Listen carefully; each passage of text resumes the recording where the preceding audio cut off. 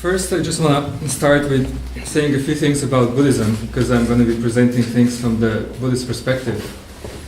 And personally, I was always interested in working with the mind. And since I was very young, I had this intuition there is much more to the mind and much more to developing the mind that we usually see. So I was really searching. I was looking in all kinds of different places. And I found that Buddhism actually has really a lot to offer in this respect.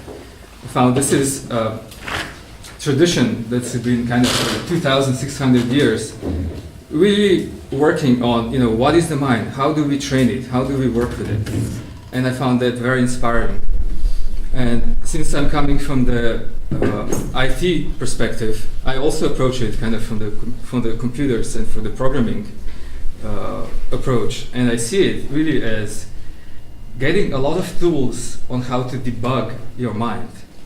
How to work out the little bugs and the big bugs that we have in our software. So this is the approach that I want to take. And so first about fear, I want to say there's nothing wrong with fear. This is the basis. In fact, there's nothing wrong with any of our emotions. There's nothing wrong with us for having them. This is kind of the start. And one of my teachers said to me, says, whatever you do, don't try to get rid of your fear. And this is what really stopped my mind. It's like, what do you mean? I really don't like being afraid. Let's get this thing out. But then she said, if you get rid of your fear, and also if you get rid of all of your other negative emotions, you also get rid of the treasure, of the richness that's there, because they're inseparable. In Buddhism, we see wisdom and confusion as being, completely together. If you get rid of one, you get rid of the other. So then is, okay, I'm not going to get rid of it, but what am I going to do with it, right?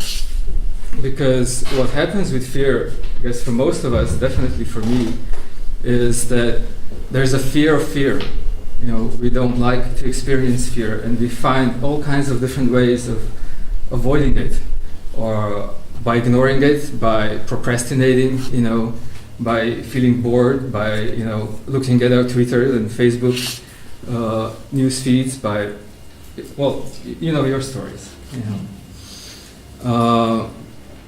Or we fight it. We say, oh, I know, this is the fear, I'm going to kind of go through it. And we try really hard, and we fight, and we create a war inside of yourselves. There's the good part and the bad part. So Buddhism says, in all of these approaches, you're still believing the stories that the fear tells us. You're still believing the thoughts that go with the fear. And the approach here is kind of different. It says, instead, be really curious about the fear. Go towards the places that scare you. Really become friends with fear instead of running away or fighting it. See what's there. What is underneath the fear when we actually really fully experience it in our bodies. And so the instruction or the technique that Buddhist teachers give, they say, just drop the storyline and experience the fear fully. And then from that place, connect with others. See that it's a shared experience. And this might sound a little bit abstract, so I want to just share a story which is about the street retreat. And street retreats are a very interesting thing that the Zen master, Bernie Glassman, came up with when he trained his students to go to places that are scary. To put people in places that are really way out of their comfort zone. So he came up with this program where you go on the streets, you live for 4 or 5 days on the streets with no money, with no food, just the clothes you have on yourself. You're not supposed to wash for a week before you go to the program, so it's quite an authentic experience. And you actually have to pay quite a lot of money to go to go to these programs. And on top of that, you cannot pay with your own money. You have to raise it. You have to raise the money to be able to go and live on the streets without money. It's absurd. And the amount of money it's always set so high that usually you ran out of people you know. So you have to just go and ask people. I asked all my friends. I started asking at work. Then I started asking in Mercato when I went. Can you give me bread? And by the way, would you, help me live on the streets? It was crazy, but it was amazing. People just opened up. I was like, what is that? Really started to connect. But so on the streets, I did one of these retreats in Zurich and one in New York City. And this is the story from the Zurich retreat. And we started, there was a bunch of us, like 10 people or so, and gathered together, and the teacher explained what we're gonna do. And then he sent us out, says, go out and beg. That's it, go on your own, beg. Like, okay, this is what I came for. And I couldn't do it. I couldn't do it in the beginning. Didn't dare to approach, but then I kind of slowly got my courage up and started asking people. And interesting thing happened. Nothing. Nobody stopped. Nobody even looked at me. Nobody definitely gave me money.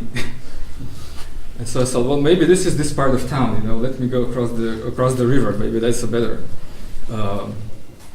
place. And I always picked and choose to say, oh, this guy, is more likely to give it to me. Oh, she looks friendly, And nobody stopped, And I did this, and as I was going on, it was more and more painful. I never thought it could be so painful to feel. It wasn't even rejected. It was being completely ignored. I didn't exist. It was like, me as a human being, I'm not here. And I kept trying, and I was feeling more and more, really, pain. And after 2 hours, I completely lost it. I started screaming at the next businessman who went by and didn't look at me. And he still ignored me. And then I kind of collapsed. I sat on a bench and I was just crying. I felt really kind of despair, and it was really, all of the great ideas I had, why I was coming to this thing, and wonderful, going to places that scare me. It's like, fuck that, I didn't care at that point. I didn't care anymore. It was just, how can I get out of this pain? And, how crazy I was to even think of doing such a thing. And so I was feeling really sorry for myself, and my world was really small. It was very, very tiny, and it was all about me. It was all, oh, poor me, blah, blah, blah, blah, blah, completely lost in this. And then after, about half an hour of being in this very small, dark place, I looked up, and completely by coincidence, I looked across the street, and there was a homeless person sitting on the bench just across from me. And I looked at him, and I still had all of this pain in me. And it completely shattered my heart. It broke my heart completely. This is how I feel after 2 hours of begging. This is this person's life. I'm gonna go away after 4 days, or maybe even today. He doesn't have that option. And when that happened, it was spontaneous. A very interesting thing occurred. The suffering was gone in a moment. All of the suffering that I was experiencing was just gone. The pain was still there. It's hard to explain. The pain was there, but the suffering was gone because it wasn't about me anymore. It wasn't me and poor me and my little self and this pain. This is just what's occurring. This is life. This is what is here. And with that, I got a lot of energy, and I got up, and I just started asking. people for money, and I didn't pick and choose anymore. Just whoever was there in front of me, I just asked. And 5 minutes after that, somebody stopped, and said, I would really like to help you. He gets out his wallet and looks at it and said, oh, I don't have any, I just have big money. And I thought, well, he's going to go. I said, but I would really like to help you. And he, says, well, let's go to this store. And says, are you hungry? I was like, yeah, I'm hungry. And just pick something. And so I got a croissant, and he gave me some money and says, sorry, this is all I have. I'd really like to give you more. And for me, this was one of the greatest gifts that somebody has ever given me. It was this completely unknown person just treated me as a human being. And at that moment, I realized I can always give something. Whenever I meet somebody, and maybe I don't want to give money or whatever, but I can look them in the eye. I can, treat them as a human being. So this is the story. And for me, in this story, in this experience, I kind of realized what all of these Buddhist teachings that I heard before were actually talking about. That the suffering actually doesn't come from the experiences and from the pain. It comes from feeling isolated. It comes from feeling shut off from the others. And when we are fully experiencing it, and then from that pain or that fear, whatever, you just connect with others and see, oh, this is not just me. This is what is being shared. That is really what transforms it. It transforms when we see that we're connected. Very simply, it's not mystical. It's just we're part of being human.